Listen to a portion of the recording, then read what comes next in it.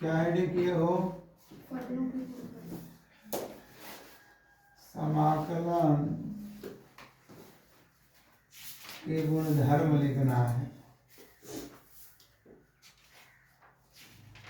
समाकलन के गुणधर्म। तो इसके लिए तुम्हें कल एक फार्मूला में बताया था कि पहले तो समाकलन को इस तरह डिनोट करते हैं, इसे इंटीग्रेशन पढ़ते हैं, और x के power n into D x किए थे। तो तुम इसको हल कर रहे थे तो x के पावर n+1 कर दे रहे थे, n+1 और प्लस के क्या करते रहते c। इसमें एक गुणधर्म का बात आ रहा है कि जैसे मान लो इंटीग्रेशन दे दे और फंक्शन दे दे तुम्हें ऐसे f(x) दे दे और g(x) दे दे, समझ आ रहा है ना। इस तरह दिया हो तो तुम इसको अलग अलग भी कर सकते हो, इंटीग्रेशन ऐसे कर सकते हो। इंटीग्रेशन f(x) का तुम अलग से इंटीग्रेशन कर लेना और g(x) का तुम क्या कर दोगे, अलग से इंटीग्रेशन कर देना। आएगा समझ में।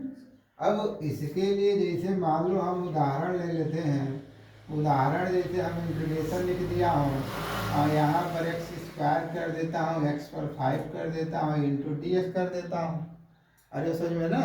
जब तुम इसको हल करने जाओगे तो यहाँ x² इंटू डी एक्स कर लेना और फिर इसे कर देना x पर 5 इंटू क्या हो जाएगा, डी एक्स हो जाएगा। अब जब इसको समाकलन कर दोगे तो x पर हो जाएगा 2+1, 2+1 होगा कि नहीं होगा। और उसी तरह प्लस हो जाएगा x पर 5+1 और 5+1 और प्लस का क्या हो जाएगा c। और फिर यहाँ से हल कर दोगे तो x पर 3 हो जाएगा बटा में 3, x पर 6 हो जाएगा और 6 और प्लस का कितना हो जाएगा c। यही हमारा क्या हो गया, आंसर हो गया। आई बात समझ में ना। इसका एक और गुणधर्म है हमारा कि जैसे मान लीजिए इंटीग्रेशन और यहाँ पर लिखा होगा f(x) और माइनस का लिख दो मान लो g(x) और सबका हो जाए dx। तो सेम टू सेम वही प्रोसेस है, यहाँ पे इंटीग्रेशन कर लीजिएगा, f(x) कर लीजिएगा इंटू dx और फिर इंटीग्रेशन कर लीजिएगा, gx कर लीजिएगा और फिर क्या कर लीजिएगा, dx कर लीजिएगा। आएगा समझ में ना। तो जब आप हल करेंगे तो जैसे मान लो एक उदाहरण ले लेते हैं हम, इंटीग्रेशन x पर 3 कर लेता हूँ, x पर 2 कर लेता हूँ और इसको इंटू कर लेता हूँ dx कर लेंगे। तो जब इसको हल करने जाएंगे आप तो x का क्यू लिखेंगे इंटू dx और फिर x² इंटू क्या लिख देंगे, dx। बोलो कोई दिक्कत यहाँ तक। अब जब इसे और हल कर दोगे तो देखो इसको हल करने जाओगे तो x पर 3 घात है तो 3+1, क्योंकि n का घात होता है तो इसमें एक घात क्या कर देते हैं, जोड़ देते हैं और उसी से हम भाग भी कर देते हैं। माइनस हो जाएगा x पर 2+1 है और 2+1 और प्लस का क्या हो जाएगा c। x पर हो जाएगा 4/4 और माइनस x पर 3 और 3 और प्लस का हो जाएगा c। यही आपका क्या हो गया, आंसर हो गया। कोई दिक्कत यहाँ तक। ठीक ऐसे ही मान लो 4 नंबर पर हम आ जाते हैं कि आपको इंटीग्रेशन दे दे और k दे दे और यहाँ से मान लो f(x) दे दे इंटू क्या दे दे, dx दे दे। तब क्या करोगे, k का मतलब कोई नंबर हो जाए, कांस्टेंट नंबर हो जाए। तो जब उसको हल करने जाओगे ना तो इसको बाहर कर देना बस, मतलब k बाहर हो जाएगा और k बाहर होने के बाद इंटीग्रेशन f(x) इंटू कितना हो जाएगा, dx हो जाएगा। जो आंसर हो जाएगा प्लस का क्या हो जाएगा, c हो जाएगा। आई बस समझ में ना। जैसे मान लो हम यहाँ से हल करने जाएं तो इंटीग्रेशन लिख दें 2x पर 5 लिख दें इंटू कितना लिख देते हैं, dx। अब यहाँ से हल करने जाओगे तो 2 को क्या कर देंगे पहले बाहर, फिर x पर 5 है इंटू कितना हो जाएगा, dx। ये 2 हो जाएगा और x पर 5+1 हो जाएगा, 5+1 और प्लस का कितना हो गया c। ये 2 गुणित ये हो जाएगा, x पर कितना हो जाएगा 6, ये हो जाएगा 6 और ये हो गया c।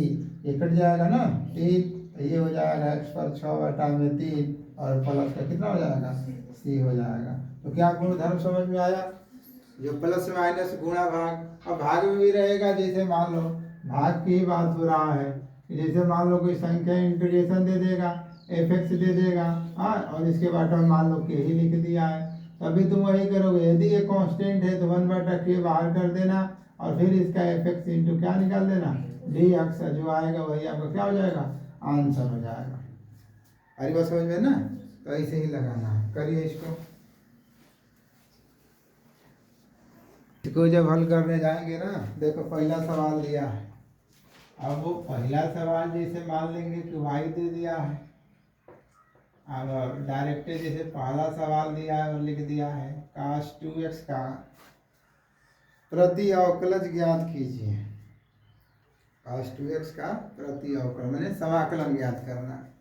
तब इसको जब हल करने जाओगे तो ये हो जाएगा इंटीग्रेशन cos 2x इंटू हो जाएगा dx। अरे समझ में ना, तो थोड़ा सा इसका समाकलन ना करके पहले थोड़ा सा तुम अवकलन करो कि जैसे मान लो फंक्शन दिया होता है, ध्यान दे रहा हो, फंक्शन दिया होता है तो y बराबर तुम्हारा cos 2x दिया है, तो जब इसको अवकलन करने जाते हो तो लिखते हो कि दोनों पक्षों में क्या करोगे तो अवकलन करने पर दोनों पक्षों में x के सापेक्ष अवकलन ऐसे ही लगाते हैं। तो यहाँ लिखते हो dy अपन क्या हो जाता है dx, और यहाँ dy अपन dx हो जाएगा और cos हो जाएगा 2x। तो जब इसका अवकलन करने जाओगे तो तुम दिखाओगे कि नहीं dy अपन dx और cos x का हम फार्मूला जानते हैं, ये हो जाता है माइनस का कितना हो जाता है sin x हो जाता है, यही ना है, बोलो। तो इसका मतलब हो जाएगा माइनस का हो जाएगा sin x, तो यहाँ 2 लिखा हुआ है तो कितना हो जाएगा 2x। अब फिर चूंकि ये तुम x का ना जानते थे यहाँ पर, ये तो 2 लिख दिया है, तो 2 लिख दिया है तो dy अपन dx और 2x लिख दो यहाँ पर। अब चूंकि कांस्टेंट है तो कांस्टेंट बाहर हो जाएगा, 2 हो जाएगा sin 2x हो जाएगा और dy अपन dx इंटू x। अभी कल ही तो लिखा था 2 और ये हो जाएगा sin 2x इंटू 1, तो माइनस का 2 हो जाएगा और sin हो जाएगा 2x। ध्यान देना, ये तो था तुम्हारा अवकलन का। अब भाई समाकलन करना है, तो समाकलन करना है तो इसके लिए हम क्या करेंगे, ये क्योंकि पहला ही उदाहरण में आ गया, इसको तो प्रतिस्थापन से लगाना पड़ेगा। प्रतिस्थापन जैसे मान लो हम मान लेंगे यहाँ पर कि माना ऐसे मान लेंगे कि 2x बराबर कितना हो जाएगा 1 हो जाएगा, समझ रहा ना, सॉरी t हो जाएगा। तो जब प्रतिस्थापन यहाँ पर लगाते हो तो यहाँ लिखोगे x के सापेक्ष, सॉरी t के सापेक्ष ना, नहीं x के सापेक्ष अवकलन करने पर ऐसे लिखेंगे। तो यहाँ लिखोगे तो dy अपन dx हो जाएगा इंटू x, और ये हो जाएगा तुम्हारा बाबू dt अपन dx। अब यहाँ से हल कर दोगे तो देखो क्या करेंगे हम, ये 2 तुम्हारा बाहर हो गया, dy अपन dx इंटू x हो जाएगा, dt अपन कितना हो गया dx। इसका अवकलन कर दोगे तो 2 गुणित 1 हो जाएगा, dt अपन कितना हो गया dx हो गया। समझना, कोई दिक्कत होगा तो बताना। तो अब यहाँ से हल कर दोगे तो ये 2 आइए हो जाएगा तुम्हारा dt अपन dx, यहाँ से त्रिया गुणा कर दोगे ये हो जाएगा 2 इंटू dx बराबर कितना हो गया dt। अब इस प्रश्न में कहीं देखो dx के साथ 2 नहीं ना लिखा हुआ है, तो जब 2 नहीं लिखा हुआ है तो तुम dx बराबर कर दो dt बटा में कितना कर दो, आई बात समझ में ना। तो जब इतना कर दोगे तो जब प्रश्न पर जाओगे लगाने के लिए प्रश्न पर, प्रश्न से तो प्रश्न में तो लिखे हो cos 2 क्या लिखे हो x इंटू dx, तो तुम यहाँ से ऐसे भी तो लिख सकते हो cos 2x की जगह पर हम क्या लिख दे रहे हैं t, और dx की जगह पर हम लिख देंगे इंटू dt बटा में कितना हो जाएगा 2। अभी पढ़ाया हूँ कांस्टेंट है 1 बटा 2 बाहर कर लो और ये हो जाएगा cos t और इंटू हो जाएगा dt, cos t इंटू हो जाएगा dt। तो cos का अवकलन क्या पढ़े हो, तो ये हो जाएगा 1 बटा 2 और ये हो जाएगा sin t हो जाएगा, अभी कल ही लिखा था ना। ये cos x का समाकलन कर लिखे थे ना, sin x होता है और प्लस का क्या लिख देंगे c। अब यहाँ से हल कर दोगे तो 1 बटा 2 हो जाएगा और t का मान रख दो तो 2x और प्लस का हो जाएगा c हो जाएगा, यही आपका क्या हो जाएगा आंसर हो जाएगा। तो अवकलन वाले में देखो, अवकलन वाले में जो ये बीच में आता है का साइन जो भी आएगा ये ऊपर लिखा हो ना, यहाँ पर जो भी आएगा उसके ठीक आगे आता है कांस्टेंट, मल्टीप्लाई में आएगा मतलब गुणा में, और यही समाकलन में आएगा ना तो वो हमेशा भाग में आएगा। ठीक है, वो आगे हम लोग बड़ा बताएंगे, ये तो पहला उदाहरण था, कर लीजिए। और दूसरा उदाहरण देखो भैया, इसी का आपका एनसीईआरटी का दूसरा उदाहरण दिया है, 3x² दे दिया है, 4x का घन दे दिया है, मतलब इसका आपको इंटीग्रेशन निकालना है इंटू dx।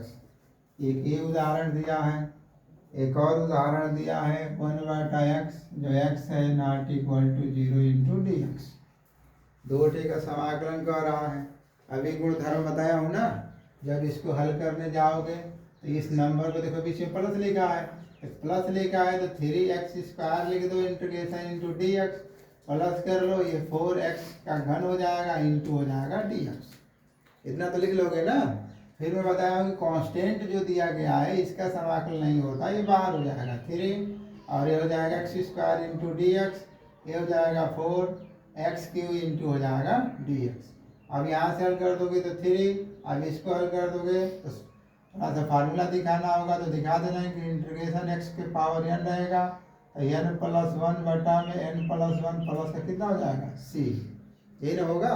तो इसे हल कर दोगे तो 2 + 1 2 + 1 प्लस का ये 4 हो जाएगा, x पर हो जाएगा वो कितना 3 + 1 3 + 1 और प्लस का कितना हो जाएगा c ध्यान देना हमेशा।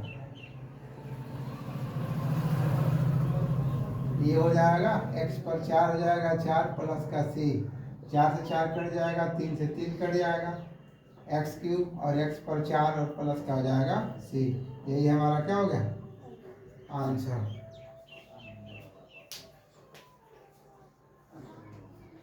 दूसरा देखो, दूसरा जब हल करेंगे 1/x इंटू dx हो जाएगा, तुरंत यहाँ पर दिखा दो कि चूंकि हम पढ़े हैं 1/x इंटू dx का फार्मूला होता है वो कौन है, तो log x आता है, याद है ना, तो डायरेक्ट फार्मूला ही है, तो log लिख दीजिएगा mod x और प्लस हो जाएगा c। यही आपका क्या हो गया आंसर हो गया,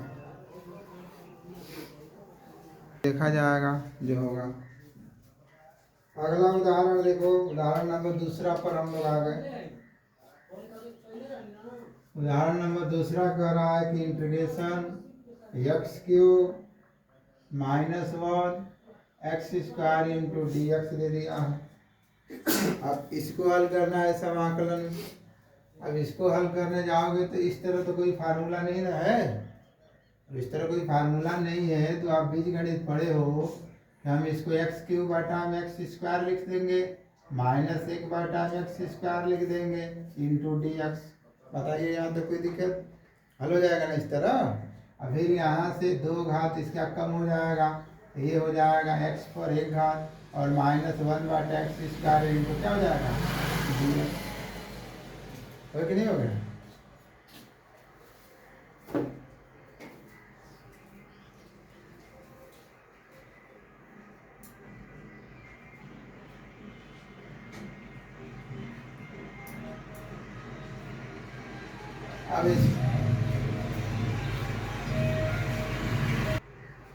अब यहीं से तुम्हें हल करने का तरीका कई केस आएगा इस तरह।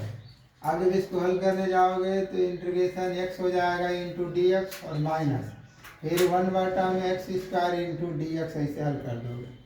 अरे समझ में ना। अब यहाँ से अब हल करोगे तो इसके घात कितना मानोगे 1। अब अच्छा रुको थोड़ा सा इसको और हल कर लें, x पर 1 इंटू dx कर लो। आइए इसको ऊपर लेकर चले जाओ तो x पर -2 इंटू कितना हो जाएगा dx, क्योंकि 1 बटा x² का फार्मूला नहीं होता है, 1 बटा x रहता तो मैं log लिख देता। अब इसको हल करने जाओगे तो x पर हो जाएगा 1 प्लस कितना हो जाएगा 1 और बटा में हो जाएगा 1 प्लस 1 और माइनस उसी तरह इसे हल कर दोगे तो x पर -2 प्लस का 1 हो जाएगा, -2 प्लस का और प्लस का कितना हो गया c। अब इसको हल कर दोगे तो x पर 2 घात बटा में कितना हो जाएगा 2 माइनस ये हो जाएगा x पर -1 हो जाएगा, ये हो जाएगा -1 प्लस का कितना हो गया c। अब ये माइनस माइनस क्या हो जाएगा प्लस, x² बटा में 2 प्लस एक्स पर -1 प्लस का सी। अब तुम जानते ही हो एक्स स्क्वायर बटा में 2, अगर चूंकि माइनस है तो बटा में लेकर आ जाएंगे तो क्या हो जाएगा प्लस, और प्लस का कितना हो जाएगा सी हो जाएगा। अगर समझ में ना, तो ऐसे हल किया जाएगा। जैसे मान लो एक और उदाहरण इसका देखो, दूसरा उदाहरण इसका कह रहा है इंटीग्रेशन एक्स पर लिखा हुआ है 2/3 प्लस का 1 लिखा हुआ है, इंटू लिख दिया है कितना dx। अब इसको हल कर देना है। अब इसको हल करोगे तो चूंकि ये प्लस में है ना, अभी गुण धर्म बताया गया है, ये x पर 2/3 इंटू क्या लिख दोगे dx, और प्लस 1 इंटू कितना लिख दोगे dx लिख दोगे। बताओ यहाँ तक। अब यहाँ से और हल करने जाओगे तो फिर वही कहानी है दोबारा कि x पर हो जाएगा 2/3 प्लस का कितना हो जाएगा 1, ये हो जाएगा 2/3 प्लस का 1 होगा कि नहीं होगा। और प्लस चूंकि ये 1 लिखा हुआ है तो 1 लिखा है तो x की पावर 0 इंटू dx लिख दो। क्यों? क्योंकि किसी भी संख्या का घात यदि 0 कर दोगे उसका मान कितना होता है 1 होता है, बताओ ना। अब यहाँ से हल कर दोगे तो यहाँ से 1 हो जाएगा, यहाँ भी 1 मान लो तो x पर हो जाएगा देखो कितना हो जाएगा 3, 2 प्लस 3, उसी तरह 2 प्लस 3 बटा में कितना हो जाएगा 3, प्लस x पर हो जाएगा 0 प्लस 1, 0 प्लस 1 और प्लस का कितना हो गया c। अब ये 3 ऊपर चला जाएगा तो 3 बटा में कितना हो जाएगा 5, और x पर हो जाएगा 5 बटा में 3। यहाँ तक तो ठीक है ना। और प्लस हो जाएगा x पर 1 बटा में 1 प्लस का c, ये हो जाएगा 2 बटा में 5, x पर 5/3 और प्लस x और प्लस का कितना हो गया c। यही हमारा क्या हो गया आंसर हो गया। कहाँ? अच्छा ये अच्छा सॉरी ठीक है ना। अब एक और सवाल दिया है, एक और सवाल आपका है इंटीग्रेशन x पर 2/3 लिख दिया है, प्लस लिख दिया है 2e पावर x लिख दिया है, -1/x इंटू लिख दिया होगा dx। अब इसको लगाओगे तब इसे हल करने जाओगे तो इसको अलग अलग लिख लो। अलग अलग का मतलब x 2/3 into dx plus integration 2e power x into dx minus integration 1/x into कितना हो जाएगा dx। तो जब इसको हल करने जाओगे तो 2/3 इंटू dx प्लस 2 को पहले बाहर कर लो, e power x into dx minus 1/x into कितना हो जाएगा dx। इसका तो तुम अभी हल करके देखे हो, हल किए हो ना। तो इसको हल करोगे तो x पर हो जाएगा 2/3 प्लस कितना हो जाएगा 1, आई हो जाएगा 2/3 प्लस हो जाएगा 1 प्लस 2, आई पावर x का फार्मूला होता है लड़के integration e power x into dx रहेगा ना, तो e पावर x और प्लस का c होता है। एक नया ये फार्मूला कल शायद नहीं लिखा था मैं, तो आप लिख लीजिएगा कहीं कि e power x into dx रहेगा तो उसका e पावर x ही होता है। तब यहाँ से जब हल कर दोगे तो e पावर कितना हो जाएगा x, इसको तो अभी लगाए हो कि 1/x इंटू dx का मतलब क्या लिखते हैं log x लिखते हैं, तो यहाँ हो जाएगा log mod x और प्लस का कितना हो जाएगा c।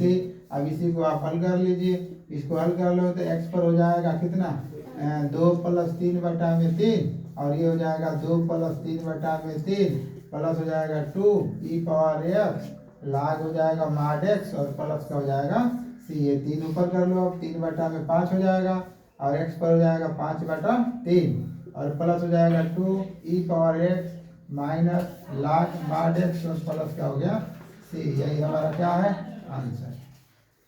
आएगा समझ में ना। तो ये केस ऐसे ही लगेगा सब।